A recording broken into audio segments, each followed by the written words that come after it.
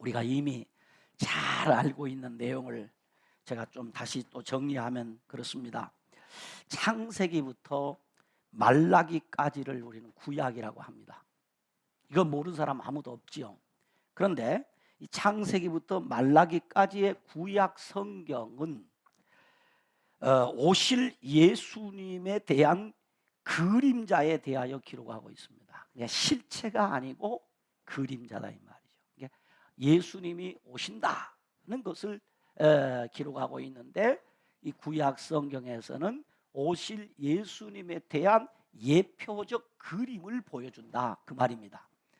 그러니까 구약에 나오는 사건 속에서 반드시 우리는 무엇을 보아야 되느냐 하면 앞으로 오실 예수님을 보아야 한다 이 말입니다. 근데 그 그림은 실제가 아니라 그림자다, 그런 말씀입니다.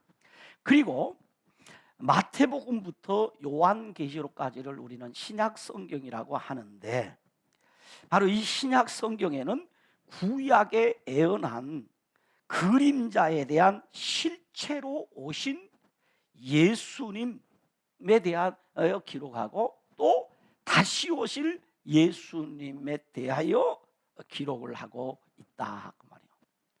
그러니까 신구약 성경의 내용을 여러 가지 사건이 기록되어 있지만은 결국 신구약 성경에서 말하고 있는 것은 예수님에 대한 기록이다 이 말이에요. 그러니까 어느 성경을 읽어도 그 성경에서 누구를 보아야 된다? 예수님을 보아야 된다.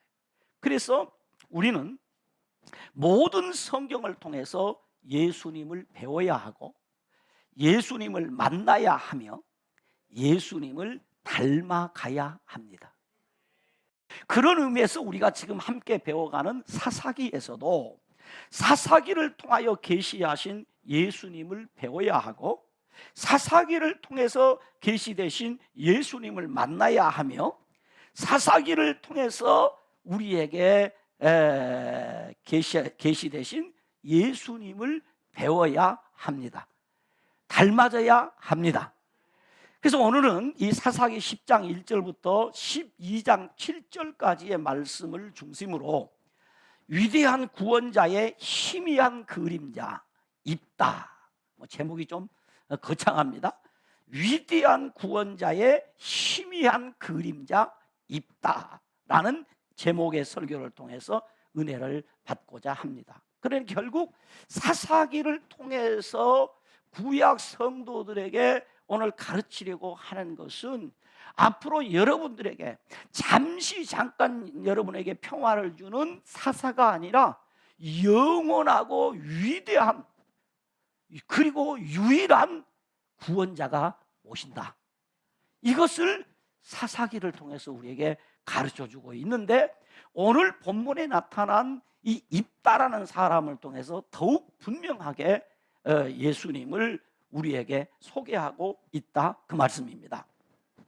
기드온이 죽은 후 기드온의 첩의 아들인 그 아비멜렉은 제사장 나라의 법을 어기고 세겜 사람들과 결탁하여 이복 형제 70명을 하루아침에 다 죽이고 스스로 왕이 되었습니다. 그러나 3년 만에 세겜 사람들과 밀월 관계는 깨어지고 서로 원수가 되어서 하나님의 저주를 받아 서로 죽이고 죽습니다. 아비멜렉의 뒤를 이어 돌라가 사사가 되어 23년을 다스리고 야일이 또 사사가 되어 22년을 다스린 후, 오늘 사사기 10장 6절에 보면 이렇게 기록을 합니다. 우리 사사기 10장 6절을 같이 읽어봅니다. 읽습니다. 이스라엘 자손이 다시 여호와의 목전에 악을 행하여 바알두가 아스다롯과 아람의 신들과 시돈의 신들과 모압의 신들과 암몬 자손의 신들과 블레셋 사람의 신들을 섬기고 여호와를 버리고 그를 섬기지 아니하므로라고 그랬어요. 그러니까 이스라엘 자손이 다시 여호와의 목전에서 뭘 행했다? 악을 행했다. 그 악이 어떤 악이냐 하고 구체적으로 그 악에 대해서 설명을 합니다. 그 악은 어떤 악인가 하면 그들이 늘 섬기던 바알신과 아스다롯을 비롯해서 동서남북에 있는 주변 국가의 백성들이 섬기는 모든 신들을 다 가져와서 주변국 사람들이 섬기는 신을 다 섬겼다는 거죠. 그리고 그리 하다 보니까 어떤 일이 있었느냐? 여호와를 뭐하고? 버리고 여호와를 뭐했다? 섬기지 아니했다 라는 말이죠.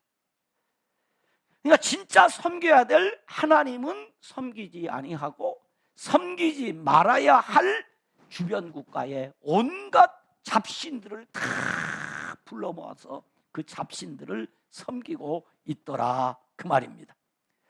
그래서 이에 대해서 어찌했다? 하나님이 7절에 보니까 이렇게 기록해요. 7절을 같이 읽어봅니다. 시작. 여호와께서 이스라엘에게 진노하사 블레셋 사람들의 손과 암몬 자손의 손에 그들을 파셨다.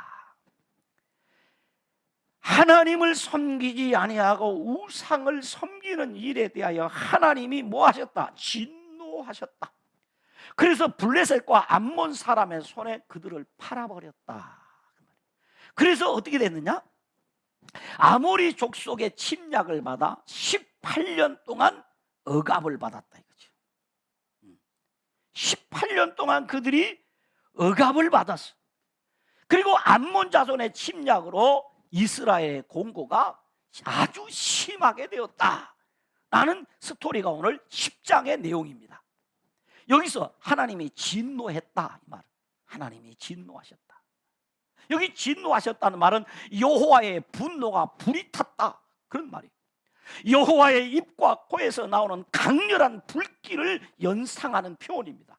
그래서 여호와의 분노가 크시다, 크게 발동이 되었다 그런 말이에요.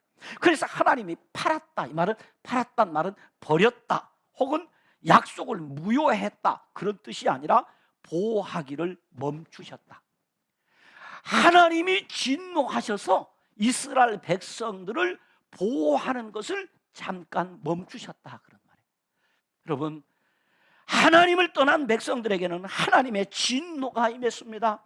하나님의 보호가 중단되었습니다. 그러자 오늘 이방 나라들이 주변 국가들이 그를 억압했습니다. 그들에게 곤고가 심해졌습니다. 이 말은 억압했다, 산산이 부수셨다, 산산이 깨어졌다, 파괴되었다, 압제했다는 뜻이에요.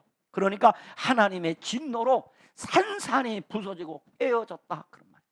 더 심한 말은 으깨어졌다. 그들의 삶이 으깨어졌어요. 왜? 하나님의 보호가 중단되니까. 아무리 여러분 인생이 힘들어도요 하나님이 보호해 주시면 잘 됩니다. 아멘. 그래서 우리는 하나님의 보호하심을 구합니다. 하나님이여 나를 보호해 주옵소서. 하나님이여 우리의 자녀들을 보호해 주시옵소서. 하나님이 보호해 주셔야 된다는 이야기죠. 이처럼 하나님의 보호하심이 멈추자 18년 동안 진노의 칼바람이 매섭게 불었습니다. 그들은 견디지 못하여 이제 하나님 앞에 10절에 가서 보면 이렇게 기록합니다. 10절 봅시다. 같이 읽습니다. 10장 10절입니다. 이스라엘 자손이 여호와께 부르짖어 이르되 우리가 우리 하나님을 버리고 바알을 섬김으로 주께 범죄하였나이다 하니, 이제 그때 하나님을 찾는 거예요. 여러분, 하나님을 찾을 수 있는 것도 은혜입니다. 하나님 앞에 부르짖는 것도 은혜입니다. 그들이 하나님을 찾는 거죠. 그래서 얘기합니다. 우리가 하나님을 버리고 바알을 섬겼습니다. 이 얘기는 너무 고통스러워서 18년이 너무 괴로웠어요. 하나님 앞에 부르짖지 아니하고는 살 수 없는 그런 지경이었어요. 여러분, 하나님 앞에 부르짖는 것은 은혜고 축복입니다. 은혜고 축복이에요. 그랬어요. 그런데 하나님께서 이전에는 부르짖기만 하면 바로 하나님이 그 부르짖을 때에 구원자를 보내주셨는데 이번에는 하나님 보내주시지 않습니다. 그러면서 하나님 말씀하시기를 지난날 7번이나 너희들이 내게 부르짖어서 그때마다 내가 너희를 구원해 주었지만은 구원해 주고 나면 그 그때마다 너희가 어떻게 했느냐? 11절 이하에 보니까 너희가 나를 버리고 다른 신을 섬기니 내가 다시는 너희를 구원하지 아니하리라. 너희가 7번이나 나를 버리고 다른 신을 섬겼기 때문에 내가 다시는 너희를 구원하지 아니하리라 하시면서 하나님께서 말씀하기를 뭐라고 말씀하느냐면 참 인간적 표현을 해놨어요. 하나님이 무엇이라고 해요? 가서 너희가 택한 신들에게 부르짖어 너희를 구원하라. 네가 섬기는 바알신에게 가 도움 요청해. 네가 너희들이 섬겼던 이방 신들에게, 저 애굽의 신들에게, 아모리 사람이 섬기는 신에게 가서 너희가 구원을 요청하면 되지. 왜 내게 와서 그러느냐? 왜 내게 와서 그러느냐? 못 들어주겠다는 거죠. 여기서 우리는 뭘 발견합니까? 하나님의 마음을 발견합니다. 하나님의 마음. 제사장 나라 성민으로서 하나님의 은혜를 망각하고 하나님의 율례와 법도를 어기고 온갖 우상을 섬긴 배은망덕한 행동에 대하여 반드시 벌하셔야 하시는 하나님의 공의와 자기 백성을 사랑하셔서 사랑하셔야만 하고 자기 백성들의 그 기도를 들어주셔야만 하고 자기 백성들을 보호해 주셔야만 하는 그 하나님의 사랑의 마음이 지금 충돌하고 있습니다. 그래서 성경은 그것에 대해서 10장 16절에 이렇게 기록을 해요. 10장 16절에 보면 자기 가운데서 이방 신들을 제하여 버리고 여호와를 섬기며 여호와께서 이스라엘의 권고로 말미암아 마음에 무엇이 생겼어요? 근심이 생겼어요. 이 마음의 근심이란 말은 상처로 속이 상해 있는 상태예요. 죽일 수도 없고 살릴 수도 없어서 자신의 가슴을 내리치는 상태. 하나님의 애통하는 마음, 이것을 하나님의 근심이라고 말해요. 그러므로 본문의 의미는 백성들의 회개가 참된 회개이기 때문에 하나님의 마음이 돌아섰다는 그런 의미가 아니에요. 그들의 회개와는 상관없이 그들을 파셨지만은 억압과 곤고로 압박하는 백성들의 모습에 하나님의 마음에 심한 고통을 겪고 계심을 나타내고 있는 표현입니다. 이것이 하나님의 긍휼이요, 이것이 하나님의 자비입니다. 이것 때문에 저와 여러분이 지금까지 살아온 것입니다. 이것 때문에 저와 여러분이 오늘 이 자리에 앉은 것입니다. 이러한 하나님의 마음을 가장 적실하게 나타낸 것이 저 골고다 언덕에 세워진 우리 예수님의 십자가입니다. 그러므로 십자가의 복음을 믿는 모든 자에게 이 십자가의 복음을 믿는 모든 자에게 구원을 주시는 하나님의 능력이 되는 것입니다. 그래서 우리는 십자가에 달리신 예수님을 믿습니다. 그래서 우리는 십자가의 복음을 믿습니다.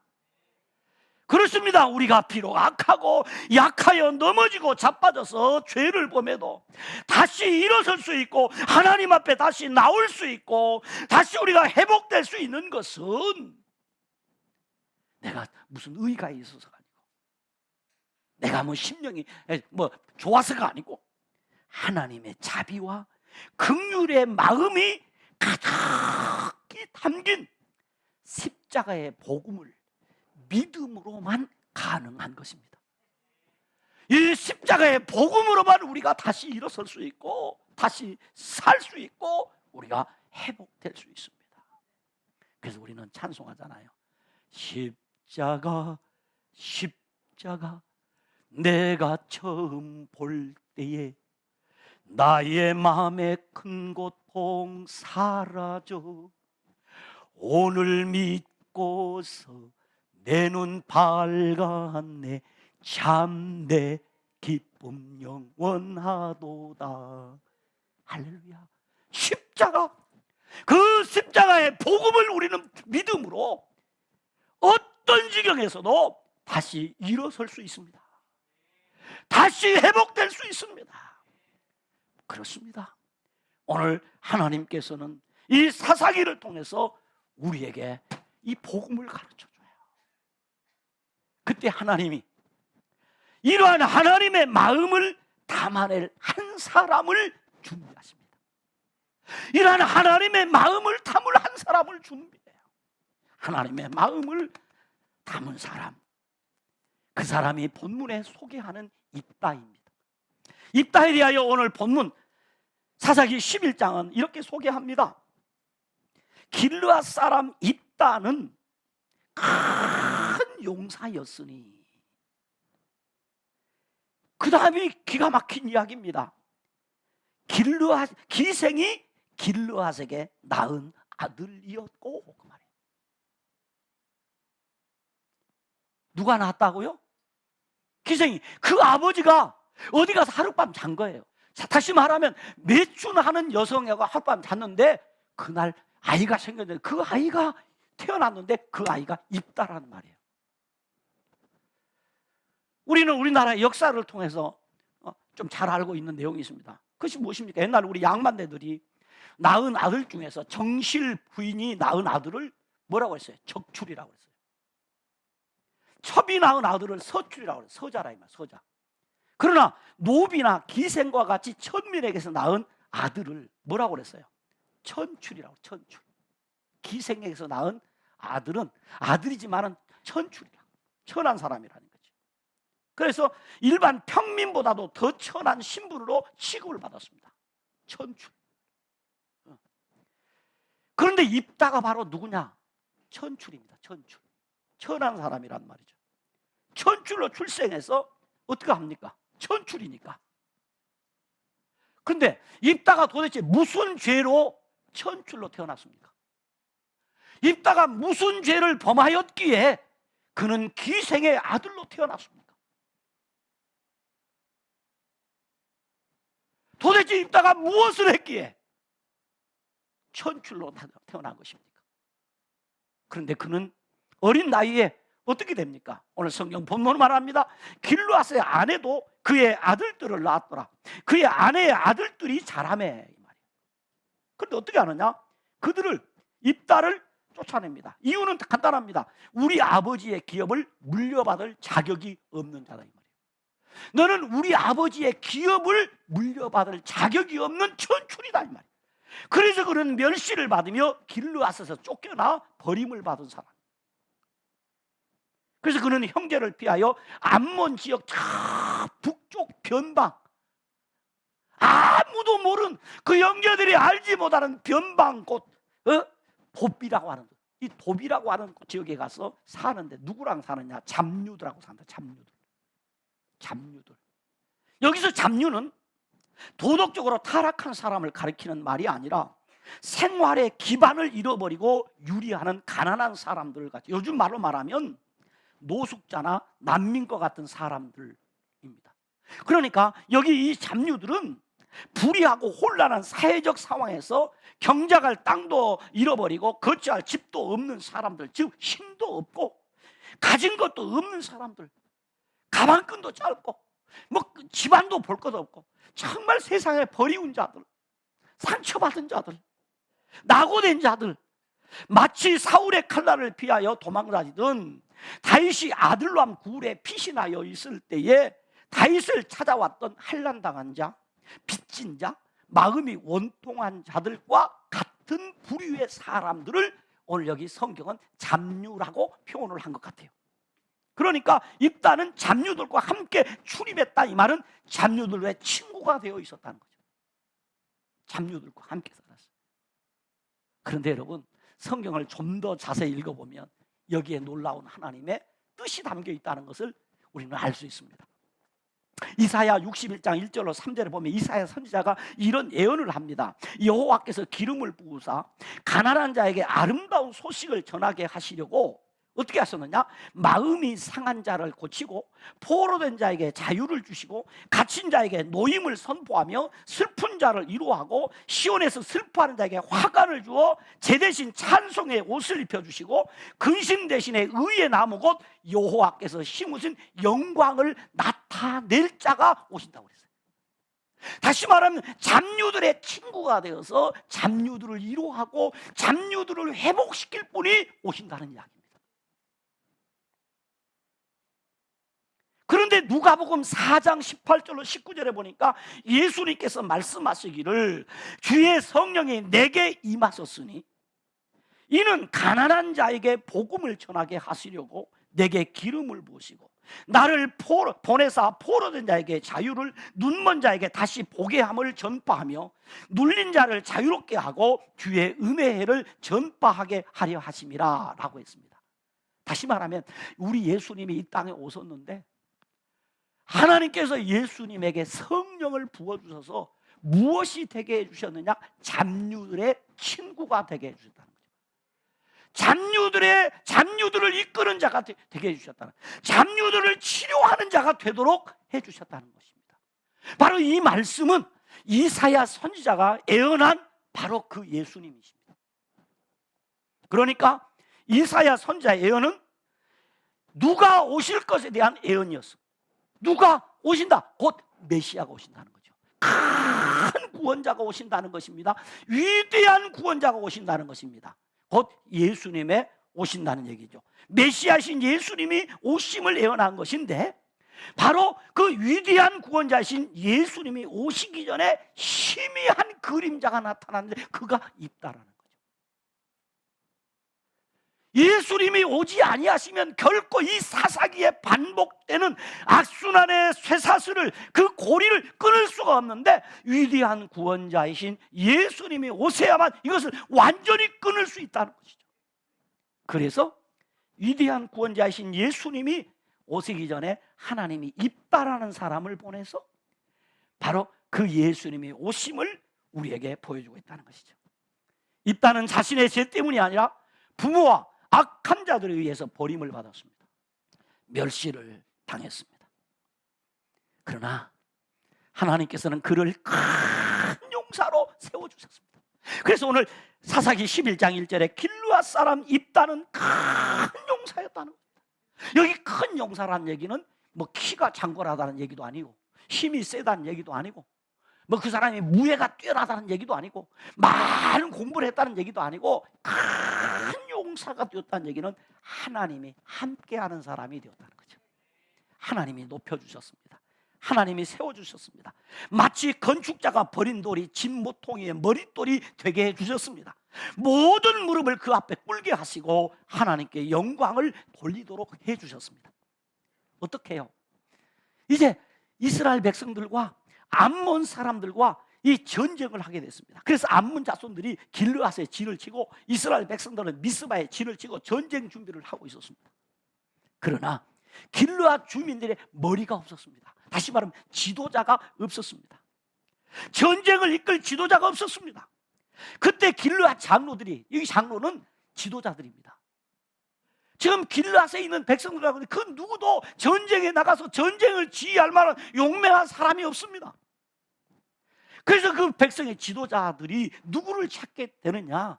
이 전쟁에서 지면은 끝장입니다. 그래서 이 전쟁의 승리를 위해서 누구를 찾아가니까 바로 입다를 찾아갑니다. 입다를 가서 우리의 머리가 되어달라, 우리의 장관이 되어달라. 그러니까 입다가 말하, 당신들이 나를 버렸지 않소, 당신들이 나를 없인 여기지 않소, 당신들은 나와 함께 할 수 없다고 했지 않소. 그런데 그들이 무릎을 꿇습니다. 당신의 요구대로 다 들어줄 것이니 우리의 지도자가 되어달라는 것입니다. 여러분, 그렇습니다. 예수님이 이 땅에 오셔서 우리를 위해 십자가에 달려 죽으셨는데 예수를 죽이는 것이 당연한 것처럼 달아 죽이라고 소리치는 사람들이 모두 예수님의 이름 앞에 무릎 꿇어서 우리 주의 이름을 부르는 것입니다. 모두 입다의 무릎 앞에 꿇고 우리를 살려달라고 합니다. 그때 입다는 이스라엘의 사사가 되어 전쟁의 승리를 여호와 하나님께서 주시는 것을 백성들에게 알게 합니다. 그래서 하나님을 증인으로 삼아 전쟁에 나가서 무남동녀 에돔 딸을 번제물로 하나님 앞에 드림으로 전쟁에서 승리를 합니다. 왜 오늘 입다가 무남동녀 에돔 딸을 하나님 앞에 번제로 드리느냐? 그래서 이스라엘 백성들이 구원을 얻게 되고 이스라엘이 평화를 얻게 됩니다. 무남동녀를 드렸다는 얘기는 곧 누구를 드렸다는 얘기입니까? 자신을 드린 거예요.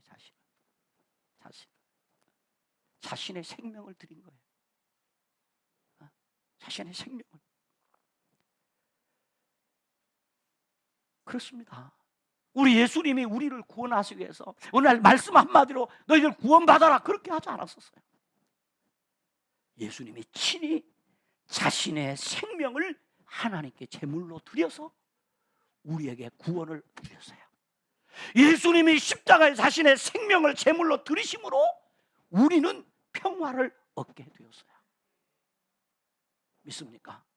바로 그것을 우리에게 예표론적으로 보여주신 것입니다.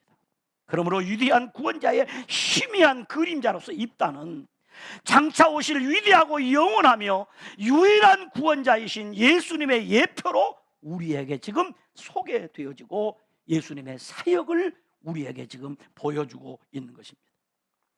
위대한 구원자의 실체이신 예수님께서 이 땅에 오셔서 친히 우리를 구원하시기 위해서 십자가에 달려 돌아가시기 직전 마지막에 하시는 말씀입니다. 다 이루었다. 다 이루었다. 그리고 말하기를 세상에서 너희가 환난을 당하나 담대하라. 내가 세상을 이기었노라 라고 하셨습니다. 우리의 싸움을 이겨주셨다는 것입니다. 이스라엘 백성들이 싸워서 승리를 쟁취한 것이 아닙니다. 기드온이 자신의 생명을 걸고 싸워 이긴 것입니다. 그의 무남 농녀 외동딸을 하나님 앞에 제물로 드려 얻은 승리입니다. 사랑하는 성도 여러분, 말씀을 정리하기를 원합니다. 우리는 위대한 구원자이신 예수님께서 찔림으로 찔린 것은 우리의 허물 때문임을 알아야 합니다. 우리의 유일한 구원자이신 예수님께서 상함은 우리의 죄악 때문이었습니다.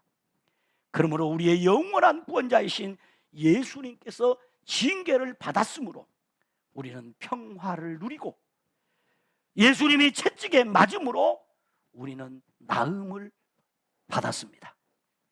이제 우리의 싸움은 혈과 육을 상대하는 싸움이 아닙니다. 어둠의 세상을 주관하는 악한 영들을 상대하는 영적 싸움을 하며 사는 것입니다. 그러므로 예수 그리스도의 이름으로 마귀의 관계를 능히 대적하고 죄악의 사슬을 끊고 육신의 정욕과 세상의 불신앙의 세력과의 영적 싸움에서 이기기 위해서는 반드시 하나님의 전신 갑주를 입어야 합니다. 그러지 않고는 우리가 이 싸움에서 결코 이길 수 없습니다. 그 전신 갑주를 입는데 가장 중요한 것은 성령의 검, 곧 하나님의 말씀을 가져야 합니다. 성령의 검이 없이는 우리는 전쟁에 나가서 싸울 수가 없습니다. 하나님의 말씀이 없이는 영적 전투에서 우리는 백전백패합니다. 그래서 우리는 반드시 성령의 검, 곧 하나님의 말씀을 가져야 합니다. 그리고 우리는 성령 안에서 깨어 기도해야 합니다. 그러므로 성도가 세상에서 승리하는 삶을 살기를 원한다면 반드시 십자가에서 승리하신 예수 그리스도의 이름으로, 반드시 십자가에서 승리하신 예수 그리스도의 이름으로 성령의 검, 곧 하나님의 말씀을 사상화해야 합니다. 우리가 반드시 이 세상에서 영적 전투에서 승리를 하기를 원한다면 저와 여러분은 예수 그리스도의 이름으로 성령 안에서 기도를 체질화해야 합니다. 그렇습니다. 성도는 말씀의 사상화, 기도의 체질화, 예배의 생활화를 이루어야 합니다. 기도하겠습니다. 하나님 아버지, 참 감사합니다. 희미한 그림자를 통해서 위대한 우리의 구원자를 보게 해주셔서 감사합니다. 희미한 그림자를 통해서 위대한 구원자를 만나게 해주셔서 감사합니다. 희미한 그림자를 통해서 위대한 구원자 예수님을 믿게 해주셔서 감사합니다. 희미한 그림자를 통해서 유일한 구원자이신 예수님을 닮아가게 해주셔서 감사합니다. 이제는 우리가 우리의 유일한 구원자신 예수 그리스도의 이름으로 성령의 검, 곧 하나님의 말씀을 우리의 사상화하게 하여 주옵시고, 그 우리의 유일한 구원자신 예수님의 이름으로 성령 안에서 기도의 체질화를 이루어가는 복된 성도들이 되게 하여 주시옵소서. 예수님 이름으로 기도드리옵나이다. 아멘.